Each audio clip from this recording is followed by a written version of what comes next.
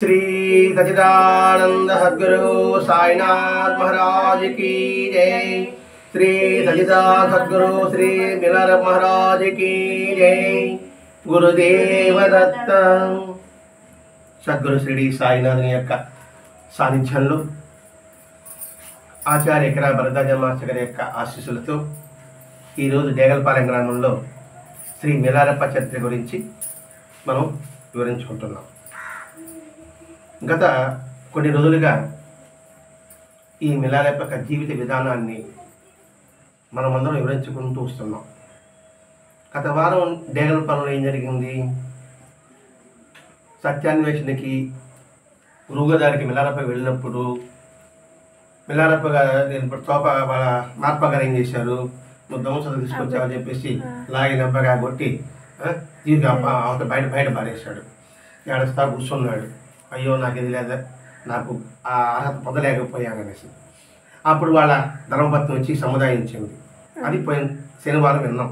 ఆ తర్వాత కొన్ని చాప్టర్స్ జరిగాయి. అంతైన తర్వాత గురువు గారికి ఒకరోజు అతడి మీద దయ కలిగింది. అది మొన్న సోమవారం రోజు, గురువారం రోజు. అయిన తర్వాత గురువు గారు ప్రేమగా పిలుస్తారు. పిలిచిన తర్వాత అతని అతిథిగా సత్కరించినట్టుగా ప్రేమగా కుమారాన్ని సంభవించి పేరు పిలిపిస్తారు. అంతకుముందు మంత్రగాడ అంటా ఉన్నాడు. అంటే ఇతడు నా పాపక్షాళం అంతా ముఖాలం అయిపోయింది. అయిన తర్వాత లోపలికి ఆహ్వానించాడు. ఆహ్వానించిన తర్వాత నిన్ను ఎందుకు కోపడ్డానో తెలుసా? నీ ప్రారంధాన్ని తీసివేయడానికి కోసంగానే నేను కోపడ్డాను. కాబట్టి నీ విశ్వాసాన్ని సడలించబాక అని చెప్పిన తర్వాత ఈరోజు నువ్వే నాకు ముఖ్య అతిథి అని లోపలికి ఆహ్వానిస్తాడు. ఆహ్వానించిన తర్వాత పక్క రోజు గురువు బలి చేస్తాడు. ఉపదేశం చేసిన తర్వాత ఒక దాదాపు కుడులు అవుతుంది. కుడిన తర్వాత ఒక గుహ దగ్గరకు వచ్చి గుహలో సాధన చేస్తుంటాడు అనమాట. వచ్చి నువ్వు వెలుపల బయట రమ్మని చెప్తాడు. ఎవరు? గురువు గారు. వచ్చిన తర్వాత బయట వచ్చిన తర్వాత ఇప్పటి వరకు నీ కలిగిన అనుభూతి ఏంటి? నేను ఉపదేశం చేశాను, నువ్వు దాన్ని సాధన చేశావు. సాధిన తర్వాత నీకేం అనుభూతి కలిగింది, నీకేం జ్ఞానం పొందావు, అది చెప్పని చెప్తాడు. ఆ చెప్పిన తర్వాత ఏదో కొత్త వివరణ ఇస్తాడు. అది నిన్న జరిగింది. ఏమని ఇస్తాడు? నేననే భావం లేదు, ఉన్నంత ఒకే ఒక చైతన్యము, ఆ ఎలుగుతో మనం కలిగి ఉండాలి. అంతేకాకుండా మనకు వచ్చిన అవకాశాన్ని వృధా చేసుకోకూడదు, మన లక్ష్యం ఏదో గుర్తించాలి. ఇటువంటి అనుభూతి నేను పొందాను అని చెప్తాడు. అది నేను శుక్రవారం జరిగిన అధ్యాయం.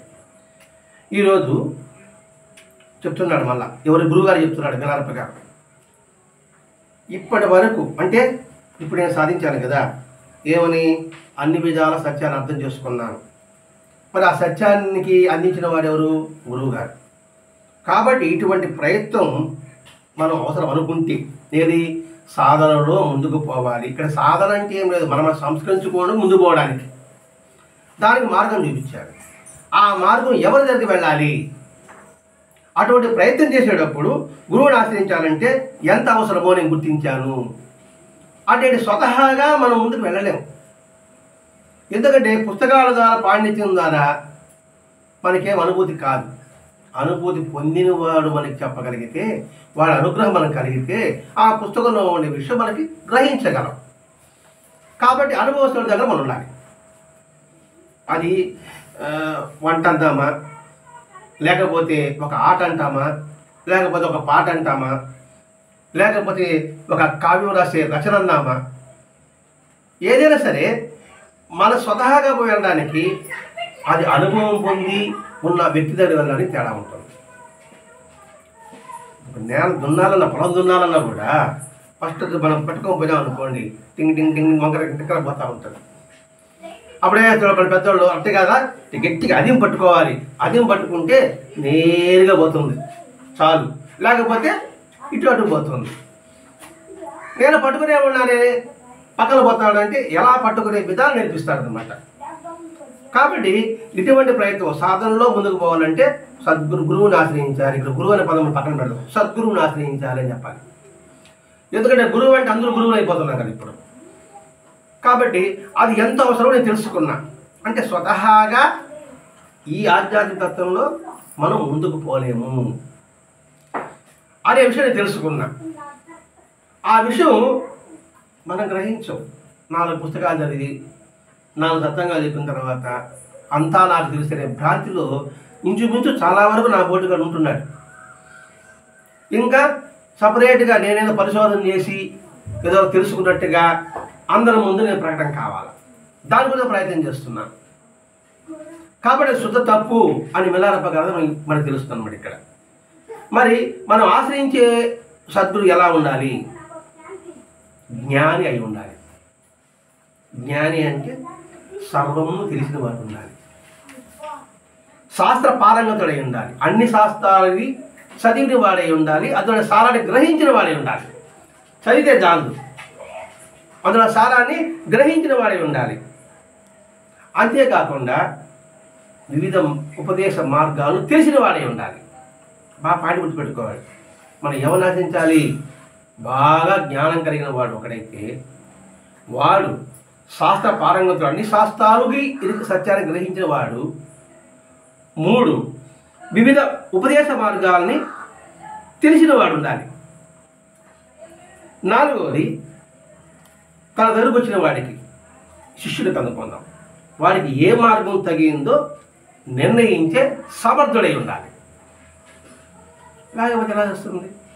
అవి వచ్చింది, ఈమె వచ్చింది, మీ ఇద్దరికి ఒకేసారి సరిపోతుందా? ఈ రోజు వచ్చి ఇచ్చిపోమంటే చెబుతుందా? నాకు వయసు అయిపోయిందని ఎలా అని అంటారు. కాబట్టి అప్పుడు ఎవరు చెప్పాలి? అవికి చెప్పాలి. అంటే ఇలా చెమ్మడం సాధన చేయడం కూడా ఇది కూడా భగవత్ సేవమా? మరి ఆమె ఏం చేస్తుంది? ఇంటిగా నైవేద్యం పడుతుంది, ఒక పేట అసలు కూర్చొని నైవేద్యం పడుతుంది, అది ఆమెకు చెప్పాలి. అవి నువ్వు నైవేద్యం చేయమంటే నువ్వేం చేస్తావు? దానికి ఉప్పు తక్కువ ఉప్పు ఎక్కువ వేస్తావు, అంతే కదా. కాబట్టి ఎవరికి తగ్గ మార్గం చెప్పే సమర్థుడై ఉండాలి. అట్టి గురువు మాత్రమే మన చర్మ లక్ష్యాన్ని గురించి వివరించగలడు అని తెలుసుకున్నాం. మనం మాగంటే ఎవరిని ఆశ్రయించాలి? సకల శాస్త్రాలు వాడిని అన్నీ సర్వం ఎరిగిన వాడు ఉండాలి. వాడు ఎవరికి ఏ మార్గం చెప్పాలో తెలిసి ఉండాలి. డాక్టర్ ఉన్నాడు అనుకోండి, అందరికి ఇంజక్షన్ చేస్తాడా? కాబట్టి ఎవరికి ఇంజక్షన్ చేయాలి, ఎవరికి క్యాప్సిల్స్ ఇవ్వాలి, ఎవరికి ట్యాబ్లెట్స్ ఇవ్వాలి, ఎవరికి సిరప్ ఇవ్వాలి, అటువంటి డాక్టర్కి వెళ్తారు. వాడికి తెలుసు, అన్ని తెలుసు అనేసి. అలా కాకుండా వచ్చేవాడికి అందుకు సూది పడుస్తారా అనుకోండి, వాడేం డాక్టరుడా? కాబట్టి ఏ జబ్బుకి ఏముంది వాళ్ళు తెలిసి ఉండాలి, ఎంత కోటాయి వాళ్ళు తెలిసి ఉండాలి, అది ఎంత పోతారు. అదే డాక్టర్కి ఏవైతే కదా మనం ఆలోచిస్తామో, మరి ఆధ్యాత్మికుడు అంతే. అటువంటి వాళ్ళ దగ్గరికి వెళితేనే నాకు జ్ఞానం వస్తుందని నేను తెలుసుకున్నాను అనే విషయం తెలియజేస్తున్నానండి. అట్టివాడు మాత్రమే చరమ లక్ష్యాన్ని వివరించగలడు. చరమ లక్ష్యము అంటే మన గమ్యం ఏమిటి? రే నీ గమ్యం ఇది, ఆ గమ్యం లోటుపాట్లు ఆయన చెప్పగలడు. అంటే సాధన అంటే ఏదో పూజ చేసుకుంటే వెళ్ళడం కాదు. అందుకంటే నిజమైన మానవత్వాన్ని పదం అర్థం బాబా చెప్తారు, నిజమైన మానవత్వాన్ని అలవర్చుకుంటే తప్ప, అది అలవర్చుకోకుండా నువ్వు సాధన చేస్తే ఏ సాధన కానీ కావచ్చు కాక నీకు సత్ఫలితం నువ్వు పొందలేవు అని భగవద్గీత కృష్ణుడు చెప్పాడు. నేను సాధన చేశాను, బ్రహ్మాండంగా సత్యం చెప్పాను, బ్రహ్మాండంగా తపస్సు చేశాను, బ్రహ్మాండంగా యోగాలు చేశాను, చేస్తూ ఇది వాళ్ళ చులకనగా చూశాను. ఉపయోగం ఉండదు. నీకెంత పాటించబడి ఎదుటి వాడిని నువ్వు గౌరవించకపోతే అందరిలో భగవంతుడు ఉన్నాడని భావన శాస్త్రం చెప్పబడి ఉంది. చెప్పినప్పుడు ఎదుటి వాళ్ళు నువ్వు ఆ భావం లేకపోతే అట్ట. కాబట్టి నువ్వు చేసిన పనితీరుతా కూడా బుడిద పని అవుతుంది. అందుకే బుద్ధుడి దగ్గరికి బుద్ధుడు ఒక మాట అంటాడు, నేను ఒక కార్యం చేయదలుచుకున్నా, నాతో పాటు సహాయం చేసేవారు ఎవరైనా ఉన్నారా అని అడిగాడు శిష్యుడు. అంటేనే నేనున్నాను అన్నారు అందరూ. అందులో ఆనందుడు అనే శిష్యుడు గమ్మున ఉంటాడనమాట. గమ్మున ఉంటే ఈ బుద్ధుడే ఉంటాడు, ఏం ఆనంద, నువ్వు నా కార్యంలో నువ్వు సహాయం చేయగలవా అని అడుగుతాడు. మీ అనుగ్రహం ఉంటే చేస్తాను అంటాడు. అన్నప్పుడు మరి ఆ మాట నువ్వు ముందుగా నాకేదో చెప్పలేదు, వాళ్ళందరూ చెప్పారు మేము చేస్తామనేసి, నువ్వెందుకు గమనం ఉన్నావు అన్నప్పుడు ఆనంద ఒక మాట అంటాడు, గురువుగారు ఎవరి సామర్థ్యమో మీకు తెలుసు, ఎవరికి ఎంత సామర్థ్యం ఉందో మీకు తెలుసు. మీకు తెలిసిన తర్వాత నాకు సామర్థ్యం నేను చేస్తానంటే ఎట్లా ఉంటుంది? కానీ మీకు తెలుసు కాబట్టి గమనున్నా. అంటే నాకు తెలిసి అందరూ చెప్పారు, వాళ్ళు ఎన్నుకుంటారు కదా మీరు, ఎవరికి సామర్థ్యం ఉందో ఆ సామర్థ్యం మీకు తెలుసు. నేను పని చేస్తాను వివరణగా చేసా, నా సామర్థ్యం లేకపోతే బేహర బొగస అంట మా భాష అని చేస్తానని వేస్తాను, నా సామర్థ్యం లే అంటే అందులో గొప్ప వస్తానప్ప బాబు చూడు టక్కన ఫస్ట్ చెప్పేశాడు నేను పని చేస్తానని, నా సామర్థ్యం ఉంటే కదా. అప్పుడేం చేస్తాడు ఆయన, పక్కన పెడతాడు, తన సామర్థ్యం నాకు తెలుసు కదా, నేనే పని చేయాలో ఆ పని చెప్తాడు నాకు. కాబట్టి గురువుగారు మీకు సామర్థ్యం తెలుసు, ఎవరెవరి సామర్థ్యం, అందుకనే కామ్గా ఉన్నా. నాకు సామర్థ్యం ఉంటే మీరు చెప్తున్నారు నేను చేస్తాను అంటే ఏమిటి? శిష్యులకి సామర్థ్యం తెలిసిన వాడు సద్గురువు అనే విషయం బుద్ధుడి విషయం జరిగిందో అదే చెప్తున్నాడు ఇక్కడ. కాబట్టి చర్మలక్ష్యాల గురించి ధ్యానించడంలో సాధకుడు తన యావశక్తిని వినియోగించడమే కాకుండా, మన చర్మలక్ష్యం ఏంటి? ఆనందం అనుకుంటున్నాం. ఎవరైనా ఆనందమే, ఎవడు దుఃఖము నష్టము ఎవరు కోరుకో, అందరి చర్మలక్ష్యం ఆనందంగా ఉండాలంతే. ఆ ఆనందంగా ఎలా ఉండాలో చెప్పేదానికి సద్గురువు కావాలి. మనకేమనిపిస్తుంది? సుఖం కూడా సంతోషం కూడా ఆనందం అనుకుంటాం, మనం సుఖం కూడా ఆనందం అనుకుంటాం. సుఖం ఆనందం ఎలా అవుతుంది? ఆనందం అయితే ఇప్పుడు ఇక్కడ మనం ఏసీ వేసుకున్నాం కాసేపు, తర్వాత మనం ఆఫ్ చేస్తున్నామే. మరి ఏసీ వేసుకుంటే నీకు సుఖం అనుకున్నప్పుడు ఆనందం అనుకున్నప్పుడు అది ఎప్పుడు కంటిన్యూ ఉండాలి కదా, కాసేపటికి అదే కష్టం అవుతా ఉంటుంది. నాకు ఇష్టమని చెప్పేసి మీరు ఇక్కడ వచ్చి జిలేబీ పెట్టారు, అబ్బా బాబా తా ఇష్టం కదా అని జిలేబీ తెచ్చి డబ్బాలనే పెట్టారు. నాకు ఇష్టమే, అది తింటే నాకు ఆనందమే. 4 రోజుల తర్వాత చాలా అంటాను, తిరుగుతాదయ్యా అంటాను మళ్ళీ మీరు. సరే మూడు రెండు తింటాను, ఇంకొక ఇంకా ఏమే ఆ పాప తిన నా పాప తినలేదు ఇంకో పాప అంటారు అన్నమాట, నాకు పోతే అంటాను. తినేట నాకేమంటే కష్టం అనిపిస్తుంది. ఇక్కడ ఆనందం అంటే ఎట్టి పరిస్థితుల్లోనూ సమభావం కలిగి ఉండడమే ఆనందం. అది చెప్తాడు గురువు గారు అనమాట. కాబట్టి మన చరమ లక్ష్యాన్ని గురించి దానికి తర్కంగా ఆలోచించు, నీ విజ్ఞానాన్ని ఉపయోగించు. ఎవరో చెప్పేది ఆనందం అనేసి అది నిజమా అవునా కాదా ఎంతవరకు సత్యం అని నువ్వు తర్కించాలి. కానీ తర్కించాలంటే నీకు నువ్వు ప్రశ్నించుకుంటుండాలి.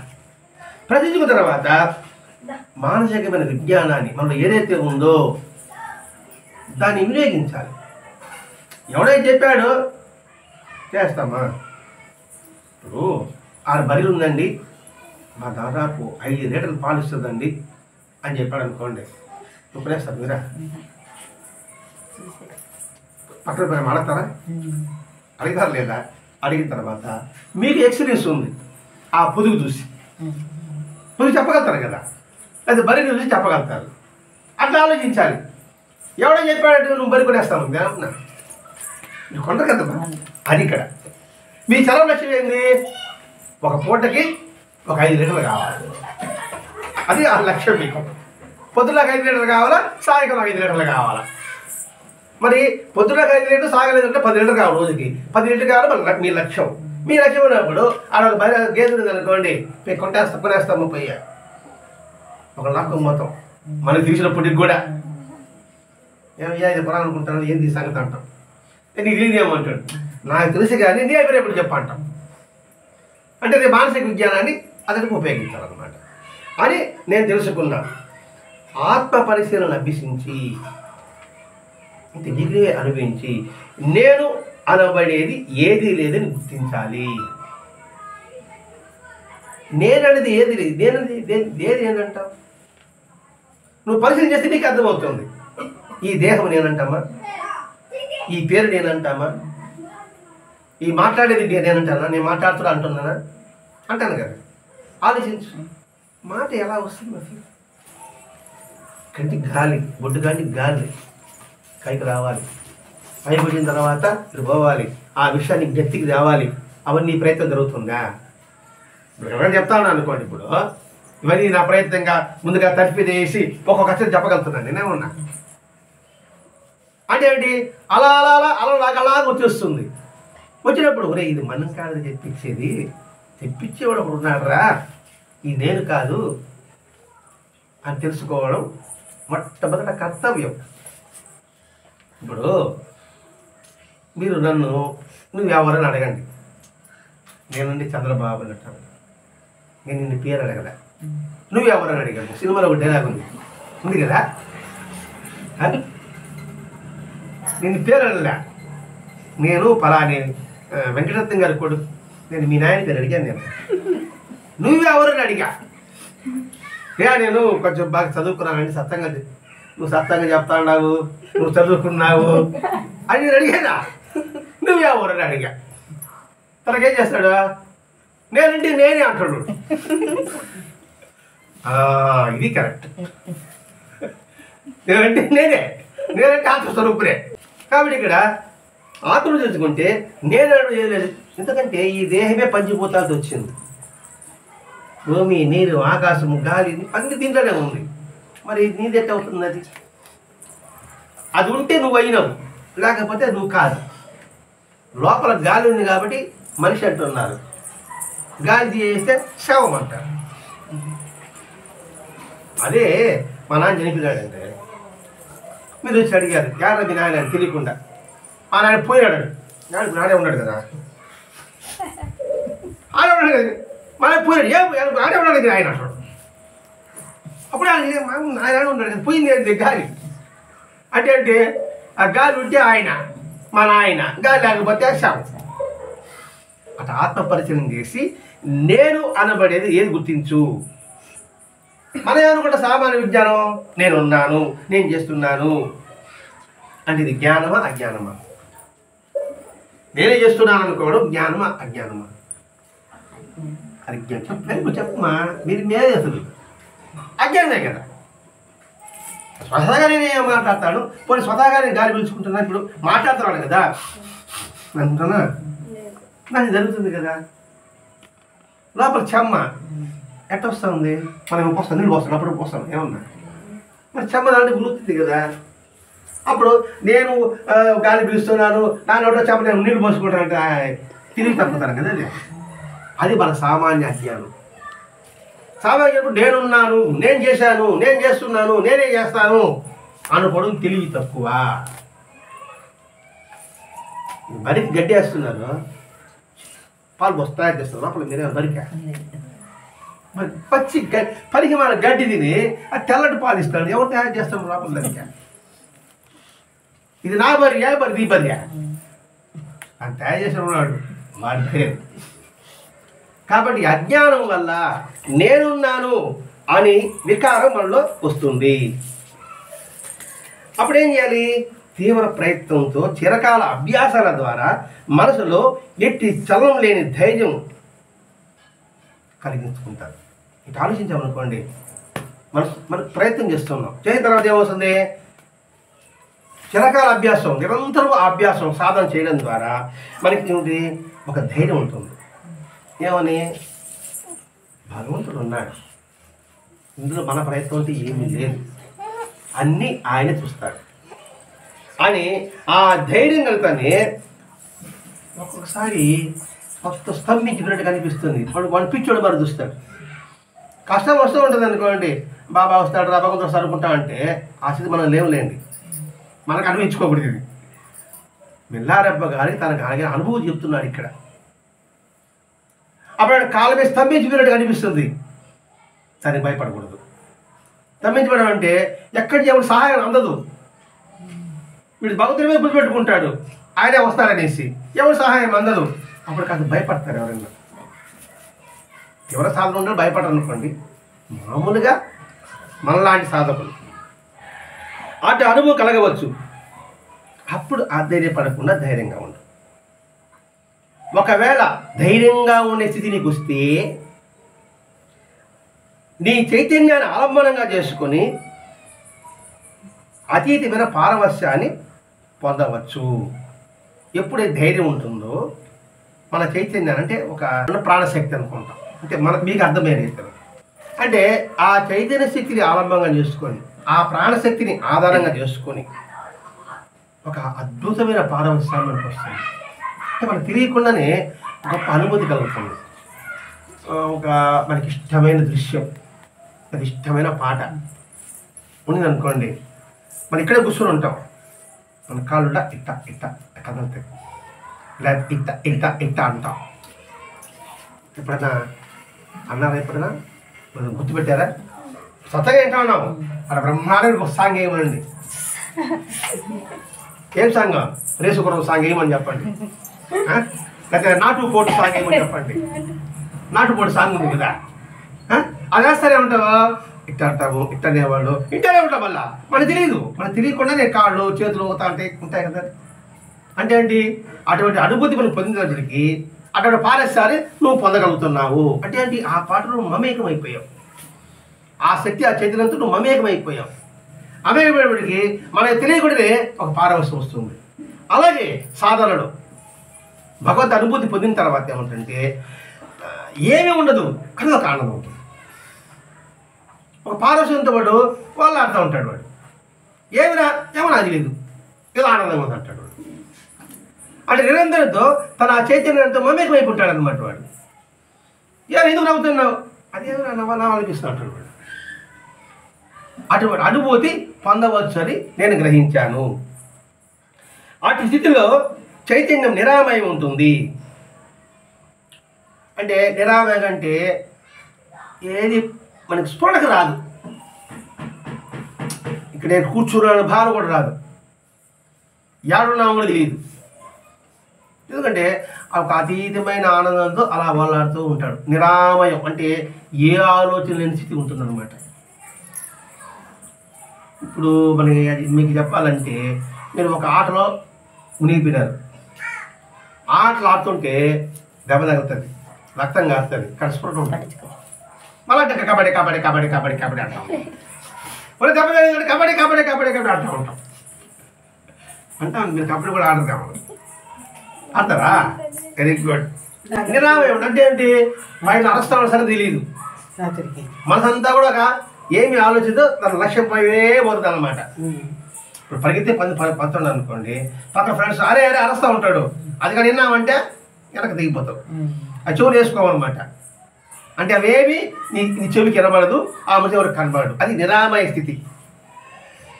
అప్పుడు నేను అన్యమన స్థాయిలో మాత్రమే యోచించగల సామాన్యులు అటువంటి అనుభూతికి పొందలేరు. నేను అన్యం. అన్యం అంటే ఏంటి? నువ్వు వేరు, నేను వేరు. మనం ఇప్పుడు ఇంకేడ అనుభూతి పొందుతాం? అటువంటి అనుభూతి ఏడవుతుంది? పరిగిస్తున్నాను, పరిగెత్తి పని చేస్తాను అనుకోండి, నేను పరిగిస్తున్నాను అనుకోండి, బాబా తాతయ్య తాతయ్య తాతయ్య అంటే ఏమవుతుంది? తాతయ్య పిలిచే వాళ్ళ ఫుడ్డాడి విన్నట్టు నా చూపతిచ్చిపోతుంది అనమాట. ఇంక నేను అటు నిరామయ అనుభూతి నేను పొందగలను. కాబట్టి నేను అన్యము అంటే వేరు అనే భావన ఉన్న వాళ్ళకి ఇటువంటి అనుభూతి కలగదు. అంటే నేను ధ్యానం చేస్తున్నా, అయిపోయాను, నేను ధ్యానం చేసిన అయిపోయింది, ఇంకేం లెక్క. గంట సేపు ధ్యానం చేశా, దేనికి చేస్తుంది? గంట మీద ఉండాలి. ఇంకేం అనుభూతి పొందాను నేను?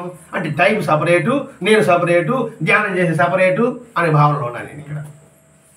మరి అటువంటి వాటికి నేను రోజు పూజ చేస్తున్నానండి, నేను గంట చేస్తున్నానండి, నాకు ఎటువంటి కళలు రాదే, ఎటువంటి అనుభూతి నాకు రాలేదంటే ఏడొస్తుంది అది? ఇవేవి స్ఫురణలాంటి స్థితి ఉంటే అటువంటి అనుభూతి పొందగలం. ఒక ఉదాహరణ చెప్పాలంటే, ఏకాగ్రతతో కాన్సన్ట్రేషన్తో ఏ పని చేస్తామో అప్పుడు సత్ఫలితం వస్తుందా? కాన్సన్ట్రేషన్ లేకుండా ఆ పని చేస్తే సత్ఫలితం వస్తుందా? అంతే. నేను పని చేస్తూనే ఉన్నావు. ఎట్లంటే కుక్కర్లో బియ్యం పోయేసినాం, కుక్కర్లో బియ్యం పోయేసి స్టవ్ మీద పెట్టిన తర్వాత అటు పోయేది టీవీ చూసి మళ్ళీ ఓపెన్ చేసి చూసేది, అటు పోయేది ఓపెన్, అది ఆడ ఉంటుంది. పెట్టేసినాం టయానికి, తర్వాత మనం పని చేసుకుంటాం అనుకోండి, దాని తర్వాత అన్నం తయారైపోతుంది. అలాగే నిరామయంగా మనం అటువంటి ఆలోచన లేకుండా పని చేసాం అయిపోయింది అనుకున్నాం అనుకోండి, ఆ పని సక్సెస్ మనం పొందగలం. కాబట్టి నేను అన్యము అనుకున్నవాడు అటువంటి అనుభూతి పొందలేడు అని నేను తెలుసుకున్నా. మరి దాన్ని పొందాలంటే ఏం చేయాలి? బుద్ధత్వాన్ని పొందే మార్గంలో ఎంతో పురోగమించి ఉండాలట. బుద్ధుడు తెలుసా? బుద్ధుడు 3 శ్లోకాలు చెప్తాడు. బుద్ధం శరణం గచ్చామి, ధర్మం శరణం గచ్చామి, సంఘం శరణం గచ్చామి. ఆ మార్గంలో ఎంతో పురోగమించి ఉండాలి. ఆ మార్గం అంటే సరిపోదు, ఆ మార్గంలో ఎంతో పురోగతి ఉండాలి. ఉన్న స్థానంలో ఉండకూడదు, అదోగతి ఉండకూడదు. బుద్ధం శరణం గచ్చామి. బుద్ధుడు అంటే ఆయన కాలు పట్టుకోవడం కాదు, బుద్ధుడి యొక్క తత్వానికి నేను సరెండర్. ధర్మం శరణం గచ్చామి, నేను ధర్మానికి సరెండర్, బానిసని. సంఘం గచ్చామి, శరణం గచ్చామి, నేను సంఘానికి సరెండర్. ఈ సంఘంలో బానిస, అలాగే ధర్మానికి నేను బానిస, బుద్ధత్వానికి బానిస అనుకుంటే సరిపోదు. ఆ బానిసత్వంలో నువ్వు ఎంత డెవలప్ అయ్యావు? నీకు అనుకూలమైనప్పుడు బానిసగా ఉన్నావా? ప్రతికూలమైనప్పుడు నువ్వు బానిసగా ఉన్నావా? ధర్మం ఉంది, నాకు అంత అవకాశాలు ఉంది, నేను ధర్మంగా ఉన్నానంటే అదేం బానిస? ప్రతికూలంగా ఉంటుంది. అప్పుడు నేను ధర్మంగా ఉంటే సరే, మనకు అర్థం కాదు కదా. ఓకే, చెప్పు, దాని గురించి చెప్తాం. నువ్వు పరీక్ష రాస్తా ఉంటే నువ్వు కాపీ కొట్టకుండా చేయాలంటావు. నీకు అన్నీ తెలుసు కాబట్టి నువ్వు రాయేసావు, మరి నేను కాపీ కొట్టలేదంటావు. ఒక ప్రశ్న ఇది అర్థం తెలియలే, వదిలిపెట్టవు. కాపీ కొట్టడానికి ఎలా ఉందా అనే అవకాశం చూస్తావు. పక్కన అడగతాడు. మనకు తెలియకపోయినా పోతే పోయింది, ఒక మాట తగ్గుచినా పోయింది. నేను మాత్రం పక్కన చూసి కాపీ కొట్టను అనుకుంటే అది ధర్మం. అవునా కదా? ఇది గాంధీ మహాత్ముడు చిన్నప్పుడు చదువుకుంటున్నప్పుడు ఇన్స్పెక్టర్ వచ్చారనమాట. ఇంతకుముందు వచ్చేవాళ్ళు, ఇప్పుడు వస్తున్నారా? ఎవరన్నా ప్రశ్న అడుగుతున్నారా? నువ్వు అడుగుతున్నారా? ఎప్పుడో ఒకసారి. అప్పుడు నెలకు వచ్చేవాడు అనమాట. అయ్యోని బయట పంపించేస్తాడు, పంపించేసి ఇంకొక కోసం వేస్తూ ఉంటాడు, పరీక్ష పెడతాడు అనమాట. గాంధీ మహాత్ముడుకు ఒక తప్పు రాసి ఉన్నాడు. పక్కన అయ్యోడు చూసినాడు, పక్కన చూసి కాపీ కొట్టరా, అప్పుడు కాపీ కొట్టరా అంటున్నాడు. కాపీ కొట్టరా గాంధీ మహాత్ముడు అది అనమాట. అది పురోగతి. కాపీ కొట్టేసి ఏమవుతుంది? దెబ్బలో కింద పడుతుంది, పైకి పోతే మరి జారి పడి అవుతుంది. అది ఆ బుద్ధ ధర్మాన్ని పాటించడంలో కూడా పురోగతిని ఎంతో సాధించే తప్ప నువ్వు ధర్మం మీద నిలబడవు. సత్యహరిశ్చంద్రుడు విన్నారు పేరు ఎప్పుడన్నా? ఉంది కదా. సత్యహరిశ్చంద్రుడు విశ్వామిత్రుడికి ఏదో దానం చేస్తానని చెప్తాడు. ఏం చెప్తాడో, ఏరి మీద కూర్చొని ఏదో ₹1 పెట్టి ఇసేస్తే అది ఎంత ఎత్తుండో అంత ధనం కావాలంటాడు. ఏరి మీద కూర్చోవాలి, ఏరికి ఎంత ఎత్తుడు అది అక్కడికి బిల్లేసి వేస్తే అది ఎంత ఉంటే పది ఎంత పోతుందో అంత ఎత్తు ధనం కావాలంటాడు. ధనం అది లేదు, ఉన్న ధనం ఇచ్చాడు చాలా. అప్పుడు ఏం చేస్తాడు? ఆ పని చేస్తాడు, రాజ్యాలు చేస్తాడు, భార్యను అమ్మేస్తాడు, కొడుకుని అమ్మేస్తాడు. అప్పుడు వస్తాడు అనమాట విశ్వామిత్రుడు. నేను ఎవరైనా ఒక మాట చెప్పుడు అంటాడు. నేను నీకు ఎవరైనా ఒక మాట చెప్పే, నువ్వేం చెప్పలేదు అంటాడు. నేను ముందు మాట ఇచ్చేసాను, ఇస్తానని మాట ఇచ్చేసాను, నేను మాట తప్పను. ఎన్ని కష్టాలు పడతాడు. కొడుకు చనిపోతాడు, కాటి కాపరిగా చేస్తాడు, తాలి బొట్టు చేస్తాడు. ఆ తాలి బొట్టే కొడుకు సరిపోతే కాటి కాపరి దగ్గర వస్తాడు. ఆ బిడ్డ తీసుకొస్తుంది, దానికి డబ్బు లేదంటది. అప్పుడు వస్తాడు మాంగళ్యం ఉంది కదా అంటే మాంగళ్యం ఉంది ఎవరు నా భర్త.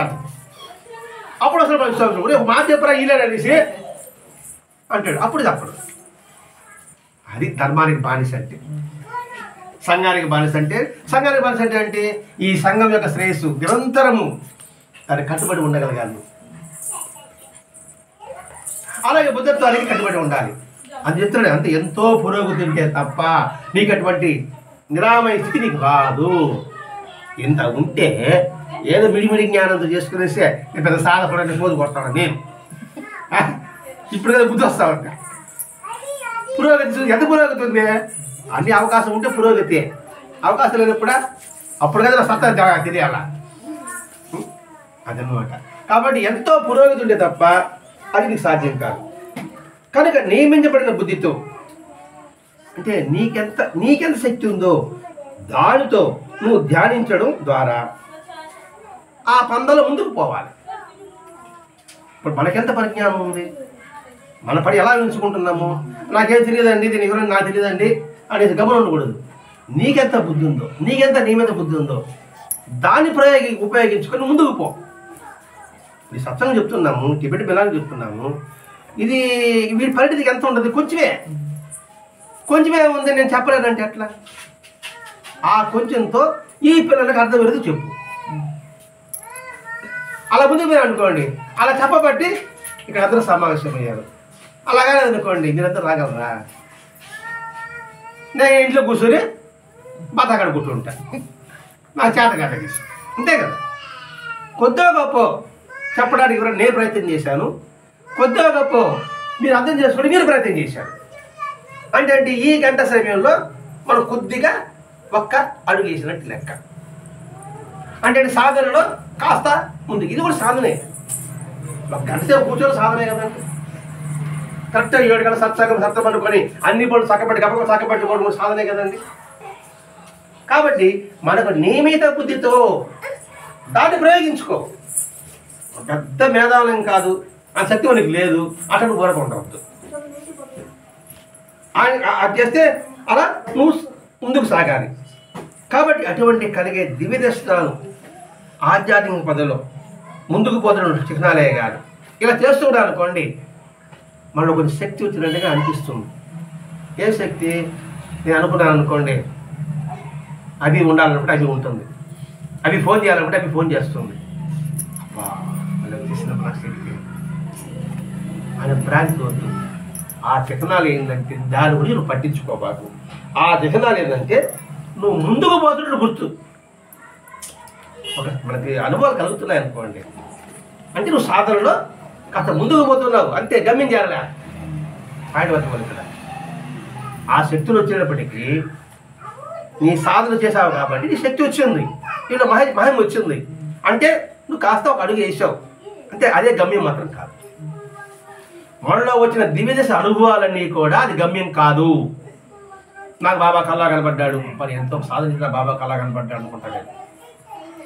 నువ్వు సాధన చేసావు కాబట్టి బాబా కల్లా కనబడ్డాడు. ఏమైనా ఎందుకు కనబడ్డాడు బాబా కల్లా కనబడి?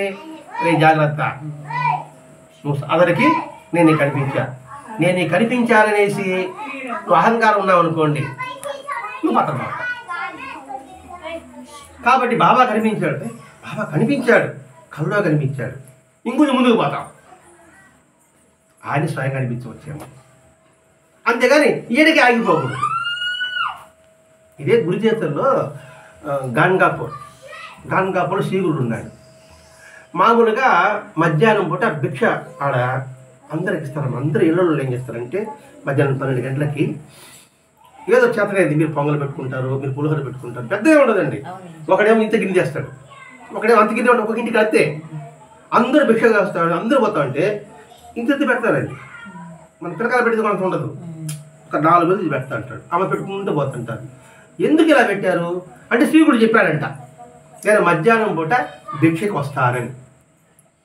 కాబట్టి ఏ రూపంలోనే వస్తాడేమోననేసి ఆ ఊళ్ళో వాళ్ళందరూ కూడా ఏదో కొద్ది పెడుతుంటాడు. వచ్చిన జనమంతా పోతా ఉంటారు, ఏ రూపంలో ఉంటాడో ఒక గురి అన్నమాట. ఇది కావాలని చెప్పుకుంటాడు ఆయన అనుకున్నాడు. ఒక ఆయన మద్రాసు సాధన చేసుకోవడానికి గాన్గాపూర్ వెళ్ళాడండి. అని అనుకున్నాడు, ఇది ఏదో మంచి పని చేయడం కోసం చెప్పుకుంటాడేమో, అంతే కదా, అది కూడా అనుకుంటాం కదా. మన రోజు గుడికి పో, నీకు చదువు వస్తుందంటే ఏం చేస్తావా? గుడికి పోతాం. అంటే వాడు గుడికి పోవడం కోసంగా చదువు వస్తుందని చెప్పాడు కాబట్టి ఇది ఉట్టిదే అనుకున్న తర్వాత ఒకరోజు అతను బాగా భిక్షకు పోయేవాడే, అంటే సన్యాసి కదా. ఒకరోజు ఉన్నట్టు బాగా జ్వరం వచ్చేసింది. జ్వరం వచ్చేసిన తర్వాత కళ్ళ ఉంటే నువ్వు నన్నే పట్టుకుంటావు అన్నాడు దత్తాత్రేయుడు కనబడి. ఈ మాట అన్నాడు కదా, అంటే నేను సాధన చేసేందుకు దత్తాత్రేయుడు నాకు చెప్పాడు కదా, ఇంకొంచెం పట్టుబడతా, ఆయన చూడాలి, ఏదో ఒక చూడాలా అంటే స్టెప్ వేసాడు కదా. వెంటనే పక్క రోజు చూడండి తలలోకి వచ్చేసింది. తలనొప్పి జ్వరం వచ్చి పడుకునేసాడు. పడుకున్న తర్వాత 3 గంటల మెలకు వచ్చింది. ఆకలి కదా, 3 గంటలు పోయి అమ్మ భిక్షం పెట్టాను ఒక ఆయన అడిగాడు. అట్లా చూసి మధ్యాహ్నం నేనే కదా నీకు భిక్ష పెట్టాను అన్నాడు. 3 గంటలకు అంత పెట్ట పెడతారు ఉంటాయంటే మధ్య నేనే కదా భిక్ష బాగా చూసినాడు. నేనే కదా కొంచెం ఎక్కువ కూడా వేశారు కదా మిగిలింది అన్నాడు. నేనేడు వచ్చాను మహాప్రభు, నేను జ్వరం పడుకున్నాను బాబా, అబద్ధాలు చెప్తాను అన్నాడు. సరే ఇంకేం చెప్తాడా, నాకు పడుకునేప్పటికి మన అతడు కనబడి నేను నీ రూపంలో వీళ్ళు భిక్ష చేశాను అన్నాడు. అంటే సాధన చేస్తుంటే ఇటువంటి ఫలితాలు వస్తుంటుంది. అది ముందుకు మొదలు గుర్తు మాత్రమే, అది గమ్యం కాదు అని చెప్పడం ఉద్దేశం అండి ఇక్కడ. అలాగే బాబా ఉపాసని బాబా అతడు ఇది దీర్ఘం వస్తే దూరం వెళ్ళిపోయాడు. నాకే శక్తి వచ్చింది సంగతి. కాబట్టి మనలో అటువంటి శక్తి ఏదన్నా వస్తుంది, ఖచ్చితంగా వస్తుందండి. ఎవరో తగ్గలేదు వాళ్ళకి వస్తుంది. మీకు ఒక రోజుకి ఒకసారి అనుకుంటే మీకు వస్తుంది, వీడికి రోజుకి 10 సార్లు అనుకుంటే వీడికి వస్తుంది, వీడికి రోజుకి 30 సార్లు వస్తుంది. ఆ వస్తేనే అబ్బా విరమిగిరాం అనుకోండి, ఆడే కూలిపోతాం మనం. కాబట్టి అది వచ్చిందంటే ఏదో సాధన కాస్త ముందుకు పోతున్నా, అంతేగాని గమ్యం మాత్రం కాదు. కాబట్టి వాటికి అంతకంటే నువ్వు విలువ ఇవ్వకూడదు. ఎట్లా అంటే అటువంటి దివ్యదర్శనాలు రావడం ఎలా ఉంటుందంటే, ఒక సెంట్ అనుకున్నాం. సెంట్ అంటే తెలుసా? ఏంటి సెంట్ అంటే? స్ప్రే, బాడీ స్ప్రే అంటే వస్తుంది. మరి సెంట్ అంటే ఏమర్థమవుతుందా? బాడీ స్ప్రే ఇప్పుడు అర్థమైంది కదా. బాడీ స్ప్రే అంటే మొహలు ఆడుతుంది, సువాసన వస్తుంది కదా. బాడీ స్ప్రేని ఒంటి మీద వేసుకుంటే కొంచెం సువాసన, లేదా బాగుంది నేను తాగుతామా? ఈ మహత్యం కూడా అంతే, ఈ దివ్యదర్శనం కూడా అంతే. అది ఒంటికి పూసుకోవాలి, అట్లా ఆనందపడాల్సిందే. కానీ అదే అనుకున్నాం అనుకోండి, అది తాగి ఏమవుతాం మనమా, ఆ బాడీ స్ప్రే పోతాం, అవునా కదా? అది కాబట్టి దానికి ఎంత విలువ ఇవ్వాలో అంతవరకే విలువ ఇవ్వాలి, అంతపని విలువ ఇవ్వకూడదు. అదో బరి తప్పిపోయి మన ఇంటికి వచ్చేసింది అనుకోండి, పాలు ఇచ్చింది చెప్పేసి ఇంట్లో కట్టేస్తాం కానీ ఏమన్నా దానికి ఆడ విలువ, దానికి ఆడికి విలువ ఇస్తాం. అంటే మీకు అర్థం కావడం కోసం ఇది ఉదాహరణ చెప్తున్నాను. కాబట్టి దానికి అంత విలువ ఇవ్వకూడదు. మరి ఈ సాధనలో లక్షణాలు ఏంటి, ఏం చేసుకోవాలి? మొట్టమొదటి ప్రశాంతమైన మనసు కలిగి ఉండాలి. ఉంటే అటువంటి దివ్య అనుభూతి మనకి కలుగుతుంది అని చెప్పడం ఉద్దేశం ఇక్కడ. ముందు ప్రశాంతమైన మనస్సు ఉండాలి, అంతులేని శక్తి సామర్థ్యాలు ఉండాలి. అంటే ఎటువంటి కష్టం వచ్చినా నష్టం వచ్చినా దాన్ని ఎదుర్కొనే శక్తి కావాలి. సామర్థ్యమైన శక్తి, అది ఖండబలం అందామా మానసిక బలం అందామా, రెండో ఒకటి. ఇంకొకటి సూక్ష్మంగా ఆలోచించే బుద్ధి ఉండాలి. అంటే ఏ విధంగా చెప్పుకున్నా కదా, బరి కొనేదాని గురించి చెప్పుకున్నాం కదా, అటువంటి సూక్ష్మమైన బుద్ధి ఉండాలి, ప్యూరిటీ ఉండాలి, పరిశుద్ధం ఉండాలి. రెండవది ఆలోచించే మనస్తత్వం ఉండాలి. ఏ పని చేయాలన్నా ఈ 5 కావాల్సిన ఉందా లేదా, ఏ పని కావచ్చు కాక ఈ 5 ఉంటే నువ్వు దేనిలో సాధించగలవు. ఇది ఆధ్యాత్మికతే కాదు, ఒక పని చేయాలంటే మనసు గజిబిజిగా ఉంటే చేయగలవా? చేయలేదు. మనసు ప్రశాంతంగా ఉంటే పని చేస్తాం. అందుకనే తెల్లవారుజామున చదవమని చెప్పేది. ఎందుకంటే ఇప్పుడు గజిబిజిగా ఉంటావు, రాత్రి 12 గంటలు చదువు, ఏం బుర్రకెక్కదు. దానికి రెస్ట్ ఇచ్చామనుకోండి, ఉదయం అనుకోండి, మనసు ప్రశాంతంగా ఉంటుంది కదా, అప్పుడు కొద్దిగా చదివినా కూడా బుర్రకెక్కదు. అప్పుడేముంది, కూర్చుని ఓపిక వస్తుంది, ఆ చదివే మీద ఆలోచించ ఏంటి అని అన్న విషయాన్ని గ్రహించగలుగుతాం. కాబట్టి ఇట్లాంటి అవసరం మనకి అని నేను తెలుసుకున్నాను. ఇవి ఆధ్యాత్మికతలో, ఇవన్నీ కూడా ఆధ్యాత్మికతలో అనే నిచ్చెనలో ఫస్ట్ మెట్టు అంట. ఇందులో ఒకటి ఉంటేనే పైకి ప్యూరిటీ అనుకుంటాను నేను. మరి ప్యూరిటీగా ఉండాలండి అనుకుంటే ఏదో పైకి ప్యూరిటీ అనుకుంటాను. ఈ 5 ఉంటే ఒక మెచ్చట. దీన్ని బట్టి అర్థం చేసుకోవాలి మనం ఏ స్థితిలో ఉన్నాం. ప్యూరిటీ పరిశుద్ధంగా మనసులో ఉన్నామా చూసుకోవాలి. ప్యూరిటీ ఉందా చూసుకోవాలి. ప్యూరిటీ ఉంది.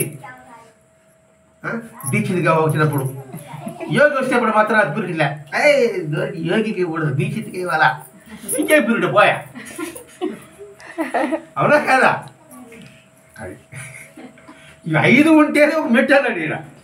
సాధనలో మొత్తం ఈ ప్రయత్నమంతా కూడా కరుణ కలిగి ఉండు అంటే ప్రేమ కలిగి ఉండు. ఈ ప్రేమ కలిగి ఉండాలంటే ఏం చేయాలి? నాలో ఉన్న స్వార్థాన్ని వదిలిపెట్టాలి. అది ఎలా ప్రేమగా ఉండగలను? మనం సహాయం చేస్తే నాకేమైనా ఉపయోగం ఉంటుందా అని ప్రేమ కాదు, ప్రేమ అవుతుందా? వ్యాపారం అవుతుంది అంతే కదా. కాబట్టి సర్వజీవుల పట్ల కూడా వాళ్ళ శ్రేయస్సు కోసంగా నువ్వు స్వార్థాన్ని వదులుకోవాలి. అలా వదులుకోవాలని నువ్వు నిశ్చయించుకోవాలి. అలా వదులుకుంటే ఈ కరుణ పుష్పిస్తుంది. అదే బాబా అంటాడు, సర్వజీవుల శ్రేయస్సు కోసంగా నువ్వు సంస్కరించుకోవడమే బాబా సాంప్రదాయం అని. నేను సంస్కరించబడితే కదా ఎవరికైనా సహాయం చేయగలను. నా మనసు బుద్ధి కపటంగా ఉంటే ఎవరికైనా సహాయం చేయగలనా? నేను మూట కట్టుకుంటా. నేను ఇంకో సహాయం చేస్తాను. అది ఎక్కడవుతుంది? నిస్వార్థంలో నుంచి ఉత్పన్నం కావాలి. కాబట్టి గమ్యాన్ని శుద్ధంగా ఎరుగుండాలి. అంటే మన లక్ష్యం ఎరుగుండాలి.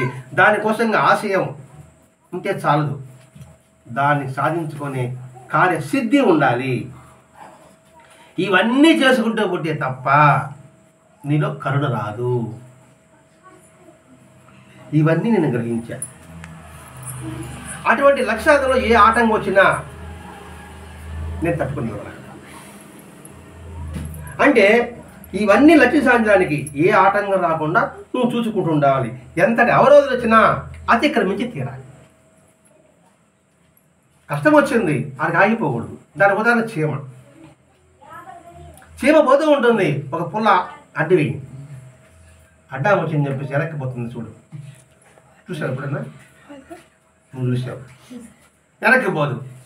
ఆ పుల్ల పక్కనే ఎక్కడైనా ప్రయత్నం చేస్తుంది, ఎక్కలేదు, పక్కనే పోతుంది. ఆ పుల్ల అయిపోతుంది, దాటికి పోతుంది. కాబట్టి మన జీవితంలో ఎటువంటి ఆటంకం వచ్చినా దాన్ని అధిగమించు.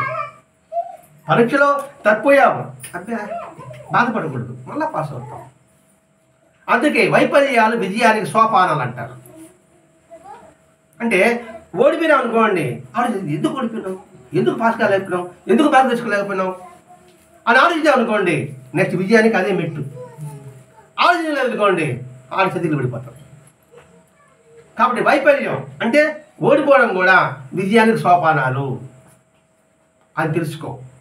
కాబట్టి ఎటువంటి ఆటంకం వచ్చినా లక్ష్యాన్ని అధిగమించి తీరాలి. అవసరమైతే త్యాగం చేయడానికి మనం వెనుకాడకూడదు. నా ప్రాణం అయినా సరే నేను ఈ లక్ష్యాన్ని మొత్తం వదిలిపెట్టను. సత్యహరిశ్చంద్రులాగా మరి త్యాగం చేశాడు కదా, భార్యని త్యాగం చేశాడు, రాజ్యాన్ని త్యాగం చేశాడు, మొత్తం సంపదని త్యాగం చేశాడు, బిడ్డని త్యాగం చేశాడు. ఓడిపోయాడా? అందులో హరిశ్చంద్రుడు ఏమయ్యాడు? హరిశ్చంద్రుడిపై ముందు ఏమొచ్చింది? సత్యహరిశ్చంద్రుడు వచ్చింది. ముందు హరిశ్చంద్రుడే, ఇది ఎప్పుడు నిలబడ్డాడో సత్యహరిశ్చంద్రుడు అయ్యాడు. గాంధీ పేరేంది? గాంధీ పేరు చెప్పండి. మోహన్ దాస్ కరమ్చంద్ గాంధీ. తెలీదా? చూడండి ఒకసారి. ఆగే మోహన్ దాస్ పోయింది, కర్మ పోయింది, మహాత్మా గాంధీ అయినాడు, జాతిపిత అయినాడు, గాంధీ మహాత్ముడు అయినాడు. అర్థమైందా? అది ఊరికి వచ్చేసిందా? ఆయన బొమ్మ ఎక్కడ ఉన్నదా? కరెన్సీ, ప్రతి ఒక్క కరెన్సీ మీద ఉంది. అంటే ఎంతటి త్యాగాన్ని చేసి ఉంటాడు, ఎంత ప్రాణం ఎంత పణంగా పెట్టుంటారు. స్వాతంత్రం కోసం పోరాడారు కదండి. ఎంత మానం పోగొట్టుకున్నారు, ధనం పోగొట్టుకున్నారు, సరే కష్టపడ్డారు. అయితే కదా జాతిపిత అయినాడు ఆయన. అందరూ అయినారా? అది గుర్తుపెట్టుకోవాలి అక్కడ. అందుకని త్యాగానికి ప్రాణం సరే సంతోషంగా చేయాలి, సంతోషం చేయాలంట, వాళ్ళ బాధపడకూడదంట. ఇంకా ఇది లేక సస్తా ఇంకేం చేస్తా, దెబ్బ అలాంటి కొట్టియా, అయ్యో ఇది అవస్థ పడ్డారే అనుకుంటే అదే పెద్ద త్యాగం కాదంట. కొట్టియా ఏమవుతుంది, ఆ ప్రాణం పోతుంది అంతే కదా. నేను పోతే కొన్ని లక్షల మంది పుడతారు అన్నాడు అల్లూరి సీతారామరాజు. నువ్వు చంపావు, నా రక్తంలోంచి అనేక అల్లూరి సీతారామరాజు పుడతాడని చెప్పాడు. ఆయన చచ్చిపోతాడు, అయ్యో సావలే. గాంధీ మహాత్ముడు కాల్చారు కదా, అప్పుడు ఏమన్నాడు ఆయన, అయ్యో రామ అన్న, హే రామ్ అన్నాడు ఆయన. భగవంతుడు స్మరించాడు. ఇంకేదో తెలిచాడా తెలీదా? గాంధీని కాల్స్తారనమాట అంత సభలో. కాల్చినప్పుడు అబ్బా అమ్మ అంటాం, మనం అయ్యా అంటాం, ఆయన హే రామ్ అన్నాడు. అంటే ఆ ప్రాణం సంతోషంగా ప్రాణం వదిలాడు. అది ఎటువంటి త్యాగాలు చేయాలంటే నువ్వు సంతోషంగా అలవర్చుకోరా ఆయన. చాలా కష్టాలు వచ్చిందండి, నేను కూడా ఓర్చుకుంటున్నావు. ఆ ఓర్చుకున్నప్పుడు నీ బావ ఎలా ఉందా, విధి లేక ఓర్చుకుంటున్నా.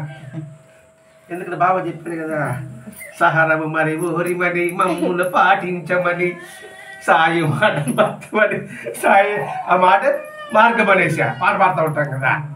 సరే ఇంకేం చేస్తామా, పైకి మాత్రం అంత బాబా కన్నా ఏంటి బాబా నాకే కష్టం ఇచ్చావా, అందరూ కూడా ఎంత ఆనందంగా ఉన్నారు అని పైకి అంటాను నేను మళ్ళీ. కాబట్టి ఏ త్యాగం చేసినా నువ్వు ఆనందంగా సంతోషంగా చేయగలగాలి. ఇది నా అనుభవం కలిగింది అని చెప్తూ గురువుగారు మీరు మీ ధర్మపత్ని నాకెంతో సహాయం చేశారు. మీరు ఏమి ఇచ్చి రుణం తీర్చుకోగలను. ఏమని, నేను ముక్తి పొందితే అదే మీకు రుణం తెచ్చుకున్నట్టు. చూడండి పాయింట్ అలా పెట్టాడు. ఏమి రుణం తీసుకోగలను, మీరు నాకేమి బోధించారు, ఏ బాధ బోధించారు, నేను ముక్తి పొందాలని బోధించారు. ఆ ముక్తి పొందితే అప్పుడు మీరు రుణం తెచ్చుకోగలను. తల్లిదండ్రులు ఉన్నారు, మనం చదివిస్తున్నారు, ఖర్చు డబ్బు కట్టిపిస్తున్నారు, ఏమి రుణం తీసుకోవాలి, తల్లిదండ్రుల ఆశయం ఏదో మనం నెరవేరిస్తే అప్పుడు రుణం తీసుకున్నట్టు. అలా కాకుండా కొంచెం టాటా అనుకోండి, ఏ రుణం తీసుకుంటాం. సరే తల్లిదండ్రులు ధర్మబద్ధంగా న్యాయబద్ధంగా సంపాదిస్తే మాకు పెట్టమన్నారు అనుకోండి, నువ్వు అధర్మబద్ధంగా న్యాయబద్ధం చేసావనుకోండి, తల్లిదండ్రులు ఎలా ఉంటారు, వీడు దొంగ తెస్తాడు, వీడు లంతా తీసుకువస్తానరా అని తృప్తిగా ఉంటారా? నిజమైన తల్లిదండ్రులు అయితే కాస్త తారా అంటారు. వాడు తెచ్చాడు కదా, వీడు తెచ్చాడు కదా అంటారు. అదే చిన్నప్పుడు పక్కింటి పోయి తోటకూర గమనించుకొచ్చినాడు, అమ్మ సంతోషంగా వండిపెట్టింది, యాడేసి అడగలే, అతను మళ్ళీ చిన్న దొంగతనాలు చేసుకుంటూ వచ్చాడు. అమ్మ బ్రహ్మాండంగా అనుభవించింది. తర్వాత వాడు ఉరిశిక్ష పడింది. పెద్ద అయిన తర్వాత అమ్మ బోర్ని ఏడుస్తూ ఉంది. ఎందుకమ్మ ఏడుస్తావా, తోటకూర దొంగిలించాను కదా అప్పుడు కానీ నేను చెప్పుకుంటే ఈ స్థితి వచ్చేది కదా. అర్థమైందా? ఏ విషయంలో తెచ్చుకోగలవు, వాడి ఆశయాన్ని మనం నెరవేర్చగలిగితే అది రుణం తెచ్చుకున్నట్టు. దాన్ని ఋషి రుణం అంటారు. అంటే వాళ్ళ దగ్గర మనం ఏం నేర్చుకున్నామో, తల్లిదండ్రులైతే వాళ్ళ దగ్గర ఏం తెలుసుకున్నామో వాళ్ళు సంతృప్తికరంగా మనం జీవించగలిగితే అప్పుడు నిజమైన మన బిడ్డలు. తండ్రికి దగ్గర బిడ్డలు అంటారు కదండి. బా నాన్నని మించినోడు రేడా ఆ పేరు రావాలి, అమ్మని మించినోడు రేడా ఆ పేరు రావాలి. అప్పుడు ఆ అమ్మ సంతోషపడుతుంది. అది ఎలా సంతోషపడుతుంది? పథకానికి పంపించేస్తారు మనల్ని, అప్పుడు ఎక్కడ పేరు తేవాలా, అట పెట్టింట పేరు ఇటు పుట్టింటి పేరు తేవాలా, అప్పుడు ఇద్దరు సంతోషం ఉంటుంది. అవునా కదా? అప్పుడు వాళ్ళు అందపడతారు, అప్పుడు వాడు రుణం తీర్చుకున్నట్టు అర్థమైన భావిస్తారు. మీకు అర్థమయ్యే రీతిలో మీ స్కూల్లో ఉన్న మీ టీచర్ పాఠం చెప్తా ఉంది, మీకు 100 మార్కులు వచ్చారనుకోండి, అప్పుడు ఆ టీచర్ రుణం మీరు తీర్చుకున్నట్టు. అర్థమైందా? మ్యాథ్స్లో, సైన్స్లో, లాంగ్వేజ్లో వద్దులేదు. అప్పుడు ఆ టీచర్కి టీచర్ చూడు నన్ను పాస్ అయ్యా అవునా అని చెప్పా, చూడు నేను పాస్ అయ్యా చూపించా అన్నాం అనుకోండి, అది రుణం తీర్చుకోవడం అంటే. అప్పుడు వాళ్ళకి తృప్తుంటుంది. కాబట్టి మీకు ఏ రుణం వచ్చి తీర్చుకోగలను, నేను ముక్తి పొంది మాత్రమే మీరు రుణం తీర్చుకోగలను. అయిన తర్వాత నేను ఎంతో కష్ట సమయంలో ఉన్నప్పుడు ఆ ధర్మపత్ని ఎంత ప్రేమగా చూసింది, గురువుగారి భార్య. అని ఇతడు పాట పాడాడు అనమాట. గురువుగారు మీకన్నా కూడా మీ గురుపత్ని నాకు ఎంతో ప్రేమమాన చూసిందనేసి. అప్పుడు గురువుగారు భుజం తట్టి, నువ్వు సాధిస్తావు నాకు ముందే తెలుసురా, ఇందుకు ఎన్ని కష్టాలు పెట్టాడు చూడు, బిల్డింగ్ తోయిచ్చేసాడా, అప్పుడు మీరు అన్నారు కదా, కాలుతో కొట్టాడా, ఈ మీద పుండు అయిపోతే కూడా మొయ్యి అన్నాడా, ఇప్పుడే ఉంటాడా, నువ్వు సాధిస్తావని నాకు ఇప్పుడో తెలుసు, నీపై ఎన్ని ఆశలు పెట్టుకున్నానో. ఇప్పుడు నేను అసంతృప్తి పడాల, సంతృప్తిగా ఉన్నా, నేను ఎలా అనుకున్నానో అలా నువ్వు తయారయ్యావు అన్నాడు గురువుగారి భార్య. గురువుగారు అన్నారు, గురువుగారు ఎవరంటాడే అంటే మా అబ్బాయి ఏదైనా సాధిస్తాడని నాకు తెలియదు, నాకు తెలుసు ముందుగానే అట్లా. నిజమే కదా, ఆయన చాలా సహాయపడింది. ఇట్లా మా అబ్బాయికి చాలా తెలిసేట్లు దృఢ సంకల్పం ఉన్నాయని నాకు ఎప్పుడో తెలుసు. నిజమే, నాకు ఎప్పుడో తెలుసు, నాకు కొంచెం వెయిట్ చేయరా అని చెప్తాడు అనమాట. ఆ తర్వాత ఈ చెప్పేటప్పటికి పొంగిపోయాడు. చూడండి, నువ్వు ఇలా సామాన్యుని నాకు తెలుసు అని గురువు గారు చెప్పారు, మా అబ్బాయికి ఇలా చేస్తాడు నాకు ఎప్పుడో తెలుసు అని ఆమె చెప్పింది. తను ఇది అనుభవాలు చెప్పాడు. చెప్పిన తర్వాత బాగుందేనా అని ఫోన్ చేసి మళ్ళీ గుహకు పోయి తపస్సు సాధన చేయి అని వీడ్కోలు పెట్టాను అనమాట. అటువంటి ఎటువంటి గుహ ఇంత రంధ్రం ఉంటుంది అంతే. ముందు గుహ పోతే గోడ కట్టేస్తారు, లోపలే ఉండాలి చీకట్లోనే చిన్న రంధ్రం, అప్పుడప్పుడు అన్నం పంపించడానికి. లోపల ఏం చేయాలి, తల మీద దీపం పెట్టుకుంటాడు, ఆ దీపంలో నూనెంత వరకు ధ్యానం చేయాలా. ఈ చిన్న దీపం పెట్టుకోలే, మనం చిన్న దీపం పెట్టుకుంటాం, కప్పకి అయిపోతుంది కవలు పడుకుంటాం అనేసి. వాడు పెద్ద దీపం పెట్టుకుంటారు, అది 10 గంటలు 12 గంటలు కూడా వెలగచ్చు, అది రాత్రి వరకు ఉండొచ్చు, తెల్లవారి వరకు ఉండొచ్చు. అది కుడి కడితే అప్పుడు పడుకునేవాడట. అటువంటి సాధన చేశాడు, సాధన చేస్తే అటువంటి అనుభూతి పొందాడు. ఇప్పుడు బయట వచ్చిన తర్వాత ఆ అనుభూతి చెప్పాడు, చెప్పిన తర్వాత భోజనం పెట్టి మళ్ళా సాధనకి ఇప్పుడు బ్రహ్మాండంగా చేశావు అని అతనికి వీడ్కోలు చెప్పారు. అది ఈరోజు మనకి ప్రధాన మహర్షి గారు మిలారప్ప చరిత్ర ద్వారా మనకు అందించింది. అంటే ఇక్కడ మిలారప్ప పొందిన జ్ఞానం, ఆ సాధనతత్వం, ఆ సత్యానుభూతి ఈరోజు మనకు తెలియజేశారు. ఆ సత్యానుభూతిని మనం కూడా గ్రహించి ఆ సత్యాన్ని అన్వేషించడంలో మన మనసు ప్రశాంతంగా ఉంచుకుంటూ నిశ్చితమైన బుద్ధితో ఆలోచిస్తూ ప్యూరిటీ కలిగి ఉంటూ వివేకంతో ఆలోచించుకుంటున్నప్పుడు మనము అటువంటి స్థితి మనం పొందగలము. ఆధ్యాత్మికం కాదు, ఏ పనుడైనా కూడా సరే అది మనం చేయగలము అని ఈ సంఘటన ద్వారా మనం భావించుకుంటూ మనం ముందుకు పోతాం. స్వస్తి.